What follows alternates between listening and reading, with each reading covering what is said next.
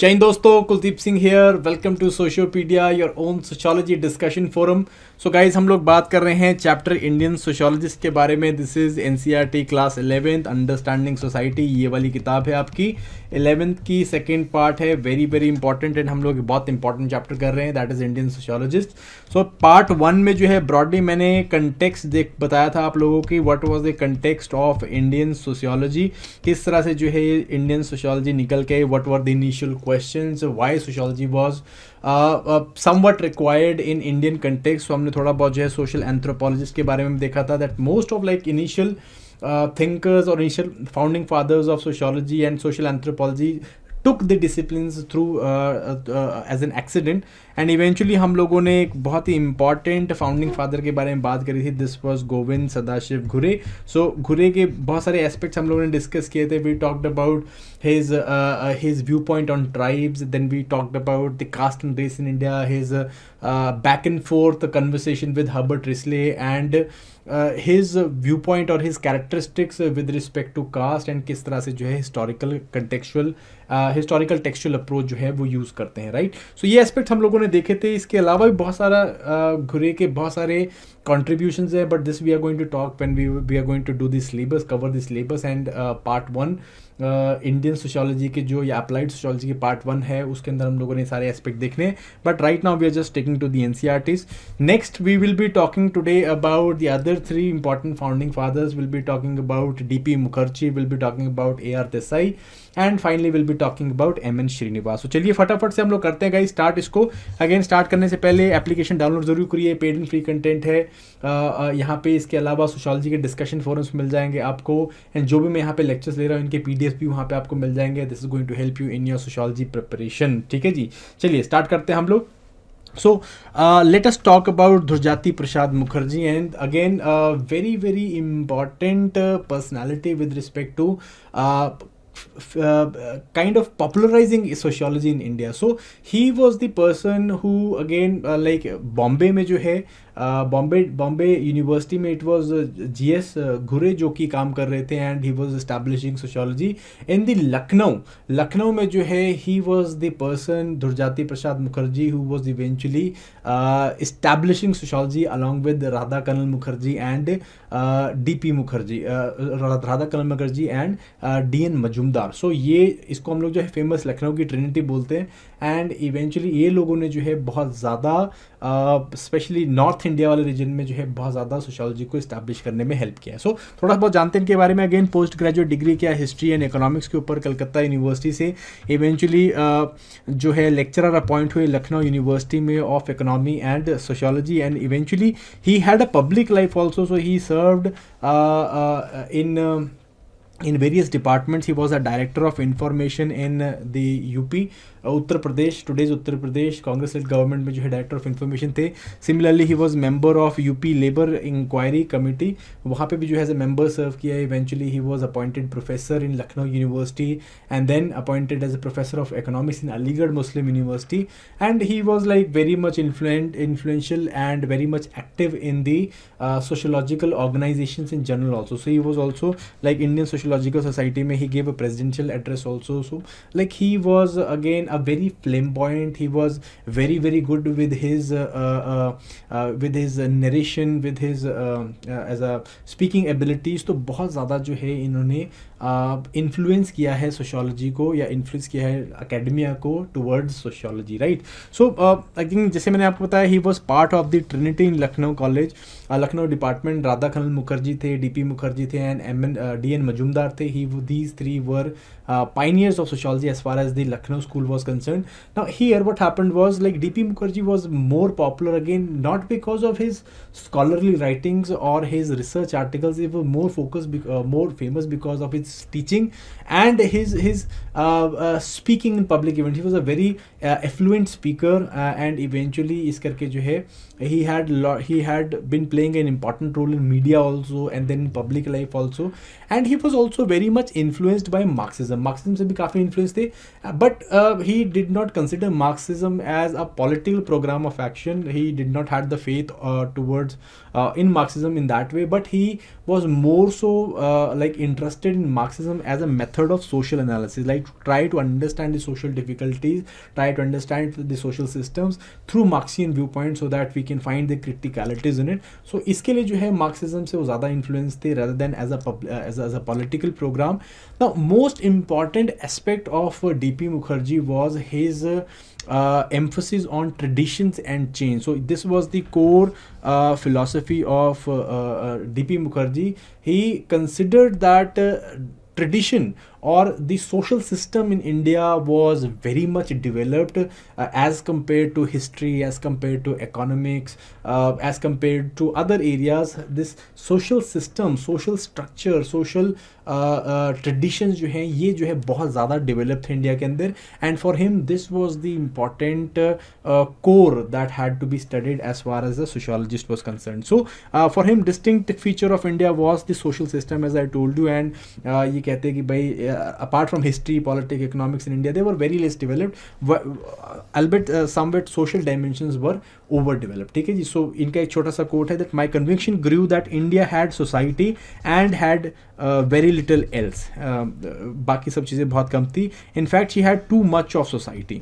Her history, economics, and even her philosophy, I realized, had always centered around social groups and at best socialized persons. So he was more so focused on the social aspect of Indian society, as he thought that society, social systems in India are much more developed than other areas. So यही वो बोलते हैं कि भाई as an Indian sociologist it is the duty to study that the social traditions in India. And ये traditions को like एक static system, एक स्टैटिक जो है चीज़ को स्टैटिक नहीं लेके चलते हैं. He considers tradition as a living tradition. That means this tradition continuously keeps on adapting to the present times and keeps on evolving with time. ठीक है जी. ट्रेडिशन जो है वो कंटिन्यूसली क्या कर रहा है, इवॉल्व कर रहा है, अडेप्ट कर रहा है चेंजेस के जो कि सोसाइटी में देखने को मिल रहे हैं. ठीक है जी. ये कहते हैं कि जो ट्रेडिशंस हैं ये किस तरह से generation to generation hand down किया जाता है. It is either through stories और आइदर थ्रू मिथ्स जो कि हम लोग सर्कुलेट करते हैं समाज में. ग्रुप, सोशल ग्रुप जो है वो सर्कुलेट करते हैं एक जगह से एक उससे दूसरे सिस्टम पे. ठीक है. या एक जनरेशन से दूसरी जनरेशन में. ठीक है. तो further for him was like social system is basically oriented towards the group. ये जो ग्रुप्स हैं जो है ये एक इंपॉर्टेंट सेंट्रल पॉइंट बन जाते हैं इंडियन सोशल सिस्टम को समझने के लिए. एंड ये बोलते हैं कि जो भारतीय समाज है वो एक इंडिविजुअलिस्टिक समाज नहीं है. एक यहाँ पे जो है वॉलंटरी इंडिविजुअल एक्शन देखने को मिलता है, जबकि यहाँ पे ग्रुप एक्शन जो है वो देखने को मिलता है. और ट्रेडिशन जो है इसका एक जीता जाता एग्जाम्पल है कि किस तरह से ग्रुप जो है वो क्या करते हैं, कुछ बिलीफ सिस्टम्स को, कुछ कस्टम्स को, कुछ नॉर्म्स को जो है एक जनरेशन से दूसरी जनरेशन पहुँचा रहे हैं. ठीक है जी. नाउ ही कंसिडर्स कि भाई चेंज जो है it is also important part of Indian society and change has continuously come और कंटिन्यूसली इन्फ्लुएंस्ड इंडियन ट्रेडिशंस. ठीक है जी. सो जब वो चेंज की बात करते हैं तो बेसिकली इंडियन ट्रेडिशन में 3 एस्पेक्ट बात करते हैं कि भाई Indian traditions are broadly considered or broadly seen in 3 aspects: the Shruti, Samriti and Anubhava. ठीक है जी. Shruti, Samriti and Anubhava. So Shruti means recited, Samriti means written and Anubhava means जो है that is basically experience. So generally जो है जो श्रुति या स्मृति है इसमें जो है लिखा हुआ है या फिर जो हम लोग उच्चारण करते हैं उसमें जो है आपको ट्रेडिशन देखने को मिलते हैं. बट इन ट्रेडिशंस में it is the third aspect just that is the अनुभव, द एक्सपीरियंस. वो कहीं ना कहीं क्या होता है, वो ब्रॉड जो है चेंज लेके आता है. तो चेंज के लिए जो है again the most important principle changes is generalised anubhav, not anubhav of a single person, not experience of a single person, but collective experience of the groups which brings a social change in the society. तो he gives examples of it also. For instance अगर हम बात करें भक्ति movement की, कि भक्ति movement में किस तरह से जो है चेंजेस आए, या जो उसने जो है बेसिकली हिंदुइज्म में चेंजेस लेके आए. सिमिलरली सूफी मूवमेंट किस तरह से इस्लाम में जो है चेंजेस लेके आए. It is all part of कि how group experience has influenced the traditions and brought change. ठीक है जी.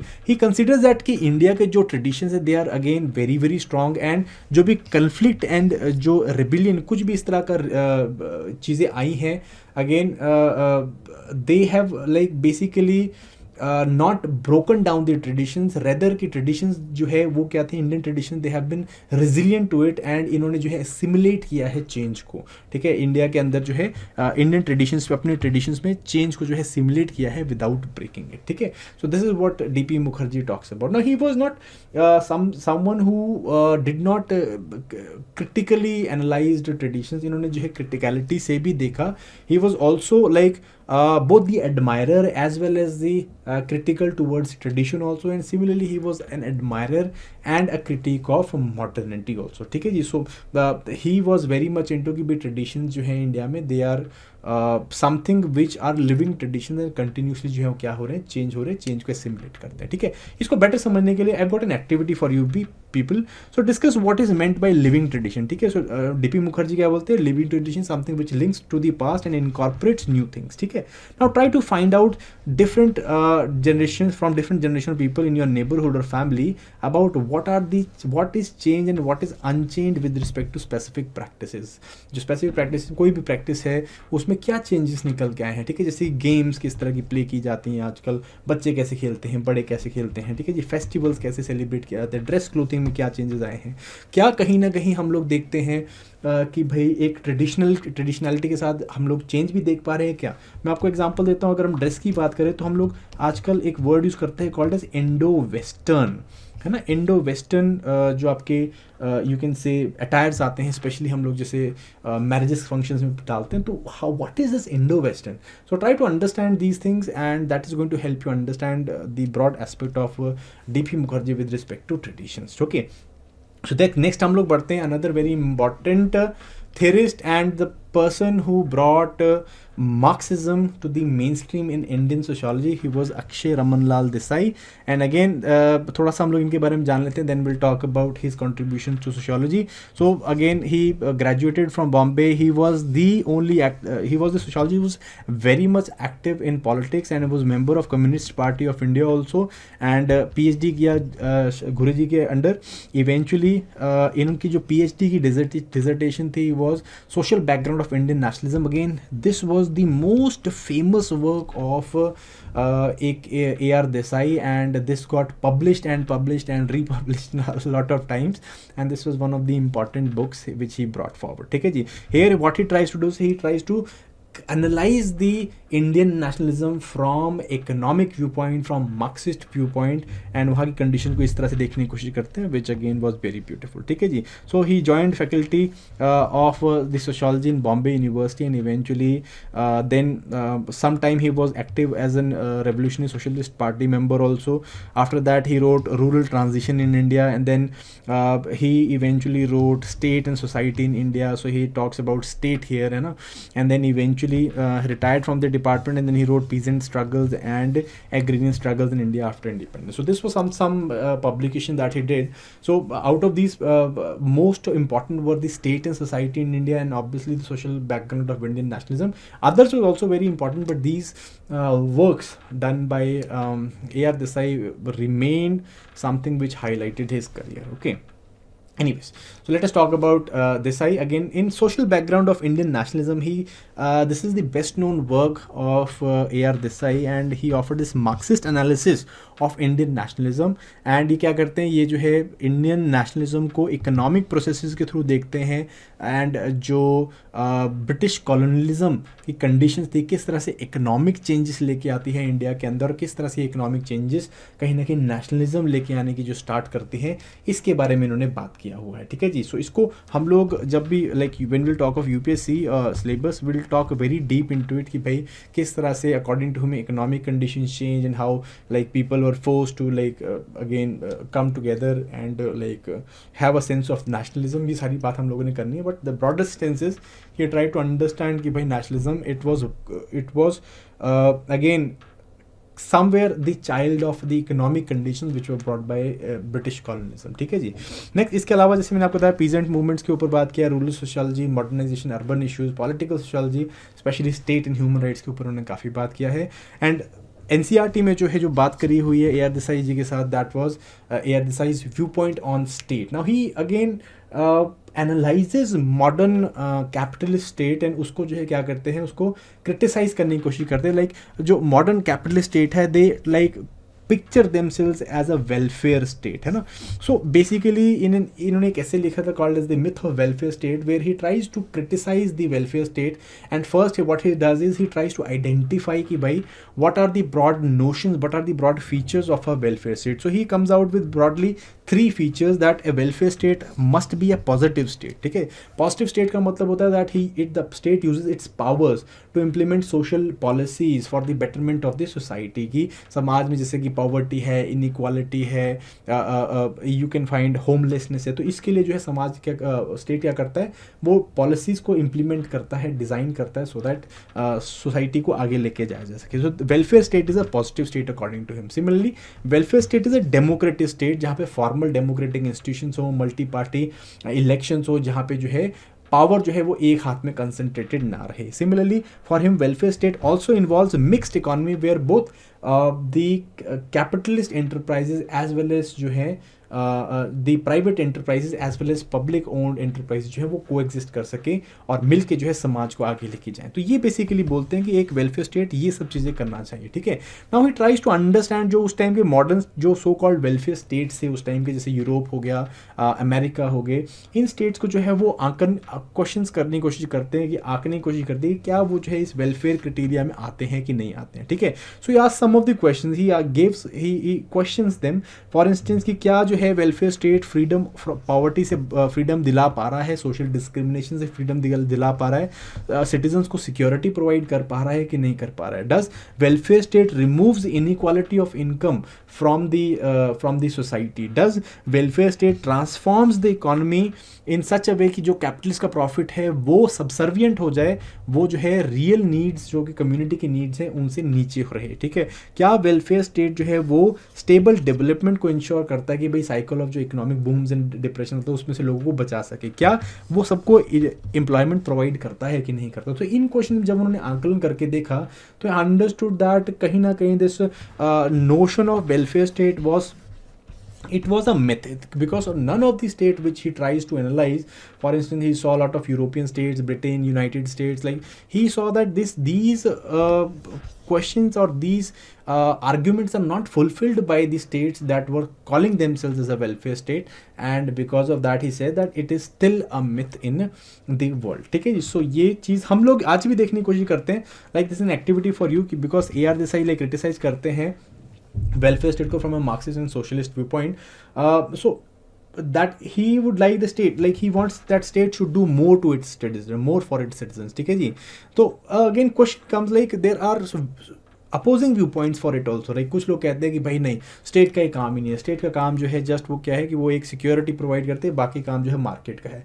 कुछ लोग बोलते हैं नहीं, स्टेट को जो है आगे बढ़ के वो काम करने जो मार्केट कभी नहीं करेगी, और मार्केट को जो है इतना फ्री हैंड नहीं देना. तो like discuss these view points in your class, like NCERT में तो लिखा हुआ है, but discuss this view points with your like colleague जो अभी आप सोशोलॉजी में इंटरेस्टेड है. Like try to understand what are their view points, है ना. Try to see those articles newspapers में जो इन चीज़ों के ऊपर बात करते हैं. So in that way you will be able to better understand the Marxist aspect of AR Desai and his approach towards understanding the state policies. Okay. Then let us talk about another important founding father of sociology. This was Mysuru Narasimhachar Srinivas or MN Srinivas. So again, one of the very important personalities as far as the sociology in India is concerned. He was the person to introduce the structural function approach to the Indian sociology, and also he was the person to start field work. He establish the field work, like जो anthropology में field work होता है उनको इस्टेब्लिश करने वाले was this person, and he was again he popularised field work.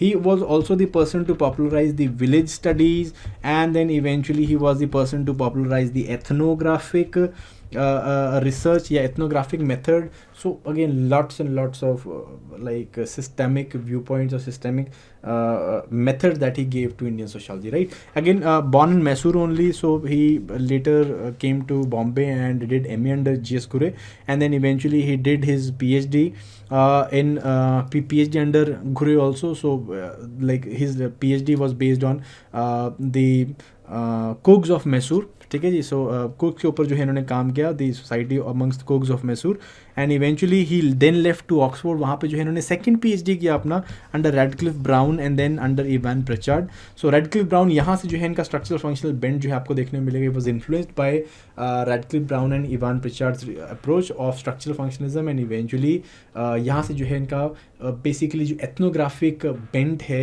एक field view का बेंड है, वो निकल के आया है.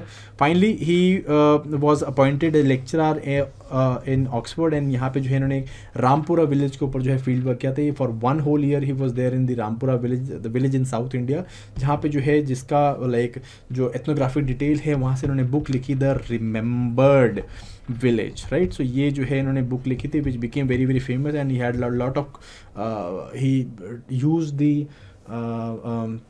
जो डोमिनेंट कास्ट का फिनोमिना वो यहाँ पे लिखते हैं इसके बारे में. So like very very famous, very very important book है ना. Then eventually came back to the India and it took the professorship in Delhi School of Economics, जहाँ पे जो है उन्होंने सोशियोलॉजी डिपार्टमेंट बनाया, which is eventually one of the most renowned departments of sociology in India. And again further जो है like he try to establish lot of institutions which could eventually popularise sociology.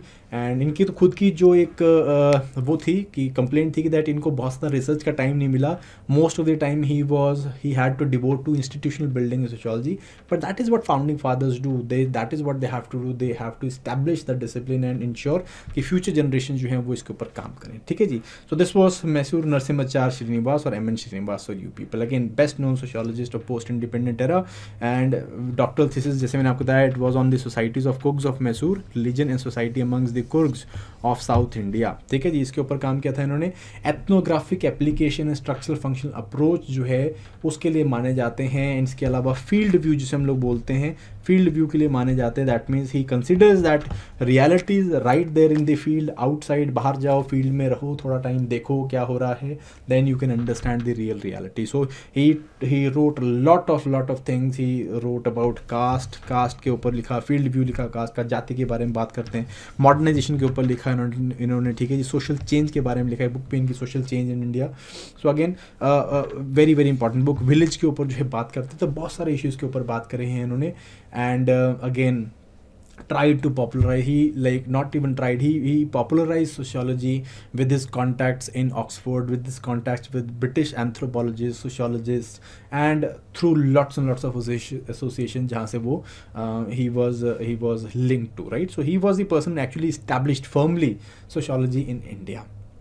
Anyways, now we are going to talk just about his viewpoint on village in India. ठीक है, ज़्यादा हम लोग इस पे बात नहीं करेंगे. जस्ट हम लोग को, क्योंकि यहाँ पे एज इन सच एनसीईआरटी में अगर बात करो तो we just have to talk about the village studies and the village view point of Srinivas. And इसके बाद के जो भी बहुत सारे एरियाज़ हैं, will talk about them when will be doing like our syllabus portion.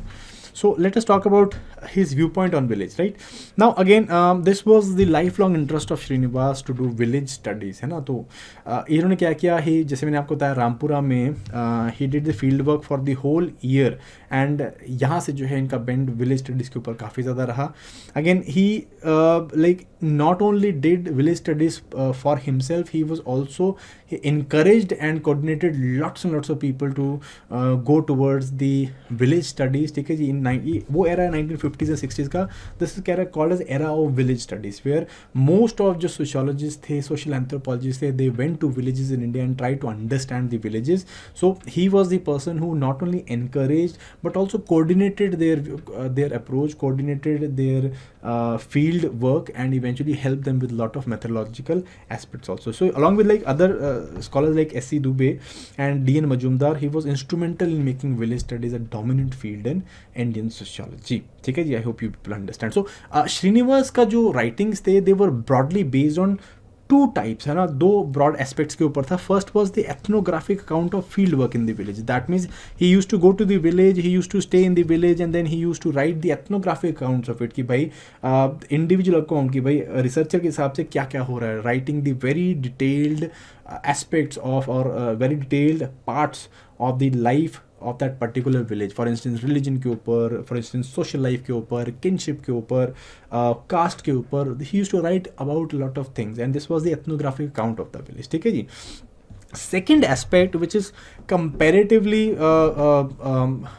not very highlighted, like हम लोग को पता है विलेज स्टडीज में he wrote remembered village and he became like the book became very very famous, but इसका second एक aspect भी था इनकी राइटिंग का, that was the historical and conceptual discussion जो कि इन्होंने इंडियन विलेज के ऊपर ली है as a unit of social analysis, right. So here he basically like as an when we talk of village as a unit of social analysis, that means कि भाई village को as an entity हम लोग देख सकते हैं कि नहीं देख सकते हैं, इसके क्या historical notions है, क्या conceptual notions है. This is what he talks about, right? For instance, like there were lot of sociologists हम लोग बोल सकते हैं, especially जैसे social anthropologists like Louis Dumont. Louis Dumont जो है ये बात करते हैं कि भाई ये बोलते हैं कि भाई caste as an institution, caste as an entity, वो जो है ज़्यादा इंपॉर्टेंट है as compare to village. Village is not, you according to him village was not an institution in itself, it was just an aggregate, है ना, कि भाई यहाँ पे चलो कुछ लोग इकट्ठे रह रहे हैं, बट ये लोग जो हैं दे वर मोर, इनको समझने के लिए, इनके सोशल सेटअप को समझने के लिए लुइस डुमो जो बात करते थे वो बोलते थे कि भाई कास्ट जो है वो एक इम्पॉर्टेंट एस्पेक्ट है, इसको समझो. तो विलेज जो है it is just an entity, is just an aggregate, इससे हमको कोई फ़ायदा नहीं होगा. But on the other hand Srinivas believe that village was a relevant social entity. इसका अपने आप में एक अस्तित्व था और लोग जो है इकट्ठे होकर जो विलेज में रहते थे, they acted, village acted as a unifying force, it acted as a unifying identity, it gave identity to individuals. ठीक है जी. सो ये बात करते कि भाई नहीं, village is not just an aggregate, it is just it was more than that, it was a social entity, it was a social it was something which a people living in the villages could relate to, है ना. सो ये जो है basically उन्होंने इस तरह से discussions करी हैं जिसमें जो है विलेज, इंडियन विलेज को as a unit of social analysis लेके चलते हैं. ठीक है जी. सो he also criticized again in this same historical and conceptual notions on village. So he also कहीं ना कहीं criticize the British anthropologist and जो एडमिनिस्ट्रेटर्स हैं उनको, because for them he for these people they thought that village was something which was like self sufficient, which was independent, like British administrator used to call them as little republics. So he again criticized this notion that village was unchanging, village was self-sufficient and they were little republics. He said that village were continuously in interaction with other villages. यहाँ पे जो है villages के अंदर interaction रहा है, कभी self-sufficient रही है. एंड इसका एग्जाम्पल इन्होंने दिया है based on marriage, कि भाई मैरिज जो है वो क्या होता है, हमेशा विलेज से बाहर की जाती है ना. तो ये कहते हैं कि सेल्फ सफिशिएंट नहीं थे, they were again continuously interaction with other villages and unchanging को भी जो है बोलते हैं कि भाई चेंज जो है हम लोगों ने विलेजेस में चेंजेस देखे हैं. Village had in fact experienced a lot of change and considerable change जो है हम लोगों ने देखने की कोशिश की है. ठीक है जी. That village was never a self sufficient and involve in lots of economic, social and political relation with other और विद एट रीजनल लेवल. ठीक है. जैसे यहाँ पे डोमिनेंट कास्ट फिनोमिना के बारे में बात करते हैं, देन ये विलेज फैक्शनिज्म के बारे में बात करते हैं कि विलेज में भी गुटबाजी चलती है और इसमें जो है दूसरे विलेज के साथ भी इंटरेक्शन होता है. तो बहुत सारे एस्पेक्ट्स इन्होंने यहाँ पे बात करे हैं which were there related not only to the ethnographic view of या ethnographic work on villages, but also the historical and conceptual discussions based on village as a unit of social analysis, right? So I hope आपको थोड़ा सा पता चला होगा ना. These descriptions of village India, it was appreciated very much that time. Like urban India में जो urban लोग थे उन्होंने भी जो है इनके विलेज के व्यू पॉइंट को, विलेज के डिस्क्रिप्शन को काफ़ी ज़्यादा सराहा. एंड मैटर ऑफ फैक्ट ये जो विलेज स्टडीज थी they became an important impetus to Indian sociology. जो स्पेशली जो सोशोलॉजिस्ट उस टाइम निकल के आए, they had a subject matter right then and there. Village studies were a hit and sociologist all they had to do is कि go and study the villages in India, है ना. तो इससे जो है क्या हुआ, एक नया डिसिप्लिन को एक नया जोश मिला, एक नया सब्जेक्ट मैटर मिला. And it was very very important for an independent nation also, because उस टाइम पे हमारा देश जो है वो वेलफेयरिज्म की पॉलिसी बनाने की कोशिश कर रहा था, जिसके लिए विलेज के बारे में जानना बहुत ज़रूरी था. Because most of India was that time was living in the villages, ठीक है जी। सो इसके लिए जो है अगेन श्रीनिवास का जो काम है वो काफ़ी ज़्यादा सराहा जाता है, and he was a very important sociologist, right. So small activity for you people, like do you still feel कि भाई अर्बन जो लोग जो अर्बन एरियाज में रहते हैं आरते इंटरेस्टेड इन विलेज टुडे? अपने घर में अपने देखिए, शहर में देखिएगा कि क्या आपके रिलेटिव्स कभी आप आज भी विलेज जाते हैं क्या? क्या अभी भी आपके साथ गांव का नाता है क्या? क्या आप जो हैं गांव में जाएंगे जैसे पढ़ लिख के शायद आईएएस बनने के बाद, क्या आप अपने गांव में जाएंगे या गांव के साथ जो है लिंक्स रखेंगे? और जो लोग जाते हैं वो क्यों जाते हैं, ठीक है जी। ट्राई टू अंडरस्टैंड दिस कि भाई कुछ लोग नहीं जाना चाहते तो क्यों नहीं जाना चाहते, कुछ लोग वहाँ जाना चाहते हैं तो क्यों जाना चाहते हैं, ठीक है। तो सोचिएगा इसके बारे में। So you learn lot about village and urban areas. आज हम लोग देख रहे हैं कि there is small but a growing movement जहाँ पे कि people are again living the city life and moving towards the urban areas for peace and for the good air and lack of pollution, and ठीक है जी। तो इसके लिए हम लोग जा रहे हैं, like try to understand this and then the small activity for you people, like if आपका दोस्त जो है उसको विलेज के बारे में कुछ नहीं पता और आप उसे विलेज का कुछ क्यों देना चाहते हैं, तो what are the 5 clues that you will give if you want him to identify a village? Think about it. 5 most important criteria जो कि आपको विलेज में देखने को मिलेगा, जो कि आप अपने दोस्त को बताना चाहेंगे, ठीक है। अगर आपको पता चलते तो please write it down on the comment box. I will definitely love to see them and ensure at least I'll be able to make out if you people are interested in these lectures. Okay, so that was it for this particular lecture. These are the questions for you people, and just go and try to like understand, write these questions. It's going to help you out, and like जो भी हमने पीछे पढ़ा है उसको समझने में काफ़ी ज़्यादा हेल्प करेगा आपको उसका। सो ठीक है जी। So that is it for this particular lecture. Thank you very much, and again I hope आप लोगों को पढ़ने में उतना ही मज़ा आया होगा जितना मुझे इन वीडियोस को बनाने में मज़ा आया। So 2 books we have already completed, another 2 books remain completely Indian sociology के ऊपर हैं। So we are going to talk about that and we are going to continue this series. Once this is done we are going to then take up our main syllabus portion, and this is going to be so much fun. So if you like it, like these videos, please like, share and subscribe. Tell these videos or show these videos to your friends. थोड़ा सा देखने की कोशिश करो. Till next time, thank you very much. Happy learning.